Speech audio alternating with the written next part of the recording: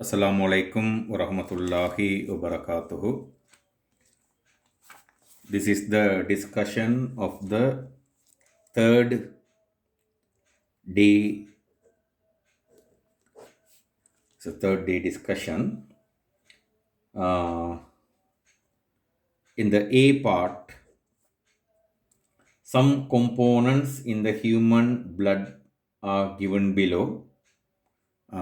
You are given these red blood cells, white blood cells, platelets, proteins, glucose, calcium, ions.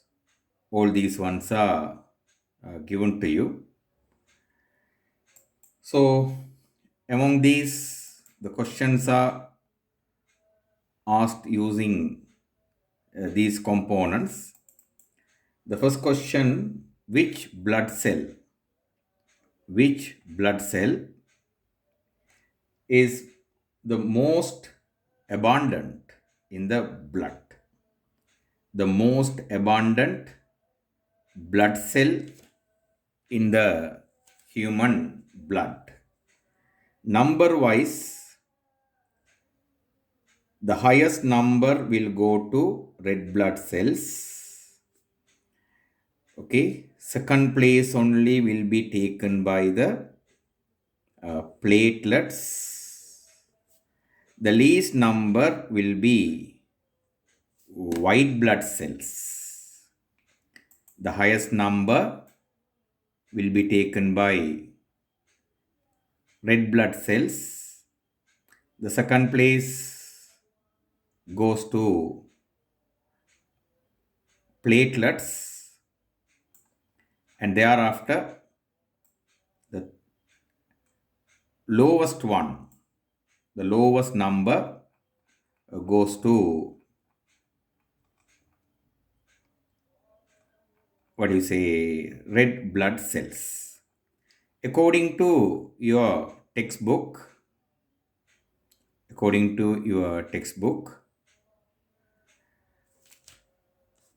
in 1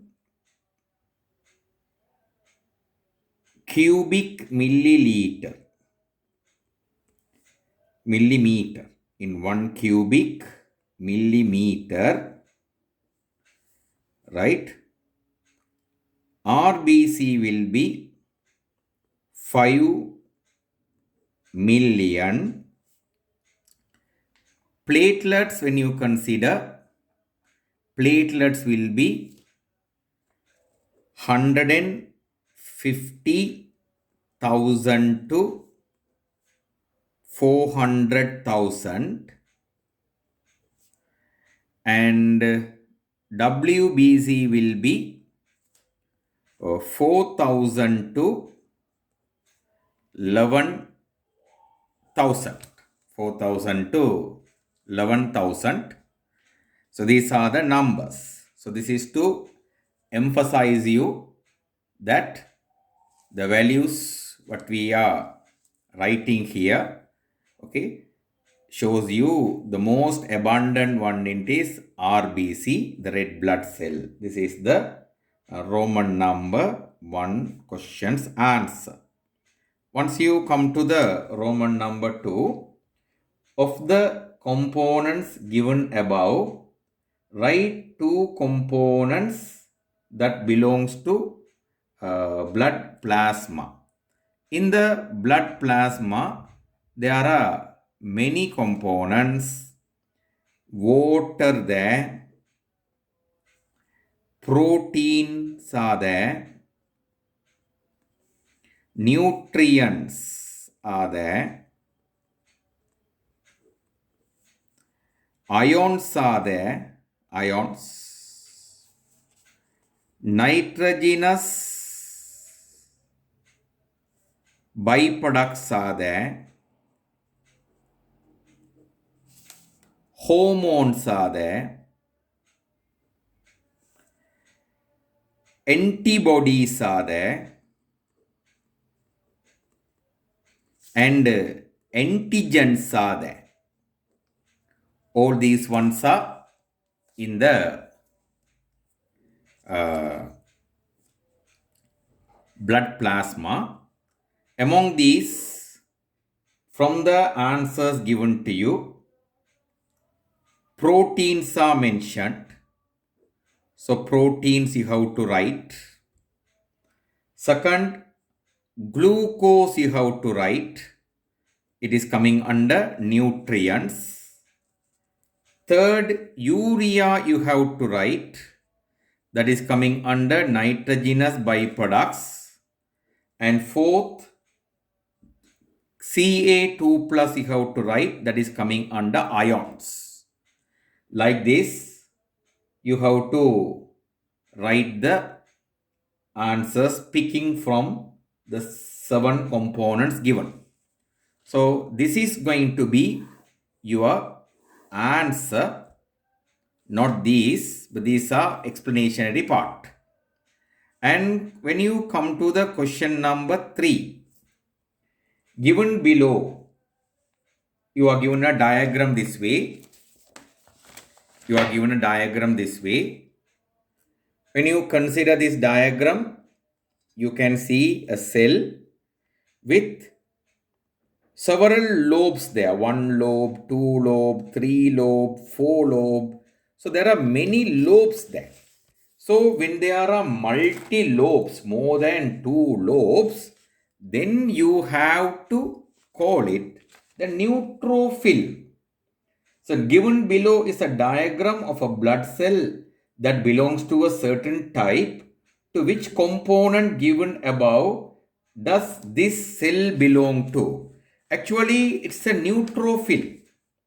It's a neutrophil. Neutrophil, if you write, you will not get marks.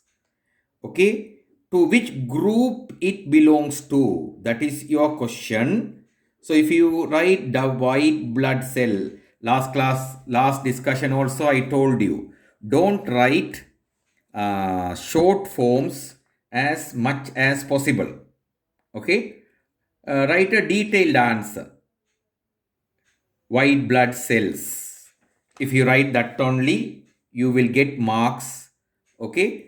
Okay, it's really neutrophil, but neutrophil will not give you marks. Keep in the mind. Okay. State a function of the blood component to which the cell given A belongs to. That means white blood cells, what they do? Okay. They protect you. They do protection. Protect the body from diseases. Even small grade children know that white blood cells are giving protection from the diseases. Actually, one child can write, because I have given that one in the class, neutrophil will engulf, they will swallow, they will engulf pathogens, microorganisms entering our body, pathogens. For that also you will get right. Generally, a student will write one of these. Okay. But as white blood cell, these answers are also accepted by the examiner. Immunization. Protecting the body from disease is called immunization. Another answer, producing antibodies. That answer is also an accepted answer. Remember, among the white blood cells, neutrophil, this I gave you in the class also, neutrophil and monocytes, they engulf pathogens. It is their role play to swallow the pathogens. And the cells called lymphocytes they secrete antibodies. Okay. The other two are there. Eosinophil. Other one is basophil. They are related to allergy. If someone is getting allergy, that is the main reason is that particular our body is responding to destroy the microorganisms. So this is how you have to see the question number B part of Roman number 3. Now coming to the question number 4. Question number 4 is write a disease associated with the blood circulatory system. Okay, related to blood circulatory system, in your syllabus there are many diseases mentioned. We learnt it one by one. Every disease we worked on. Okay, one it is atherosclerosis. Atherosclerosis. This is one disease. Another disease is hypertension. Hypertension. Hypertension can be called high blood pressure. High blood pressure. Third, it is hypotension. Hypotension. They are in your syllabus. So you can write those words, hypotension. In that place, you can write low blood pressure. Accepted answers. Okay. Another disease you have been given in the syllabus is thrombosis. Okay. Thrombosis. So these are the answers. Actually, these are the 4 answers. Okay. But for these ones also, the scheme, okay, according to my point, they are not specially mentioned as diseases. If you write heart attack, okay, if you write coronary thrombosis, okay, those kind of answers, okay, they are not actually mentioned in our in our book directly as the diseases. They are the outcomes of the diseases. Okay, but anyway, for those also children were given marks, but my suggestion is when there are clearly mentioned diseases like atherosclerosis, hypertension, hypotension, thrombosis are present, why are you going for those things? But some children in a hurry will write those things. Okay, that is question number 4a part. In question number 4b part, okay, question number 4b part, in a person suffering from dengue, which component decreases drastically? That everyone know. Before corona, this was the famous word, dengue. Platelets will decrease drastically. Right. Now coming to question number 5. In question number 5, briefly explain the regulation of blood glucose level in human. In that case, you need to write when blood glucose level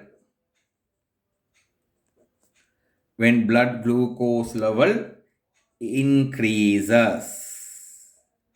When the blood glucose level increases, you have to write. Then you have to mention the changes. Okay, insulin is secreted by by islets of Langerhans. Islets of Langerhans in pancreas. Okay, you have to mark that. Second, you have to mention glucose. Glucose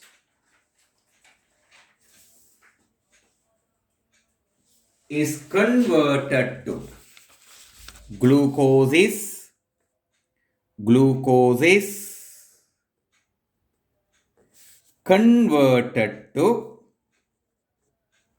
glucose is converted to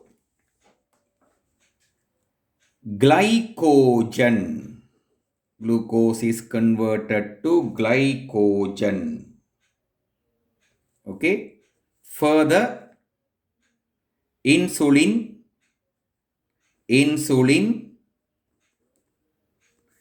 increases metabolic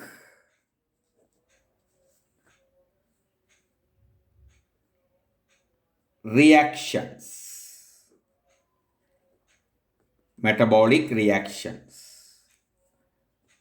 Okay. So, glucose is used up for metabolic reactions. As a result, blood glucose level is decreased and brought to normal. You have to write. Blood glucose level is decreased and brought to normal. Then again you have to start. When blood glucose level decreases. Okay. Now the opposite. Glucagon is secreted by islets of Langerhans in pancreas.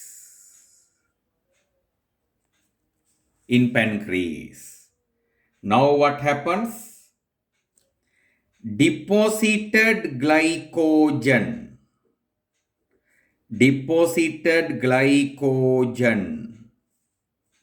is converted to glucose.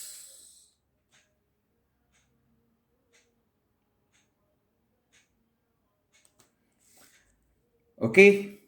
Further, rate of metabolic reactions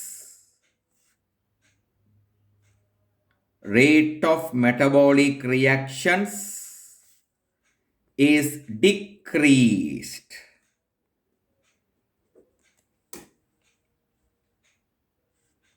It increases blood glucose level and brings it to normal. A small correction. Okay, insulin, the second point, insulin increases rate of metabolic reactions. Insulin increases rate of metabolic reactions. My children, biological explanations will take longer time. So only half of the only half of the question I have discussed here. It already consumed 20 minutes. So the next half, inshallah, I will send as a video tomorrow. On Saturdays and Sundays, I will not give you any works because I am busy. I don't have enough time to record or anything. So that much I am busy. So inshallah, on today night, I am not sending you any questions. Tomorrow night also, I will not send you any questions. I will send the second part of this video, and in Sunday night, the next question will come to you. Good night and good luck.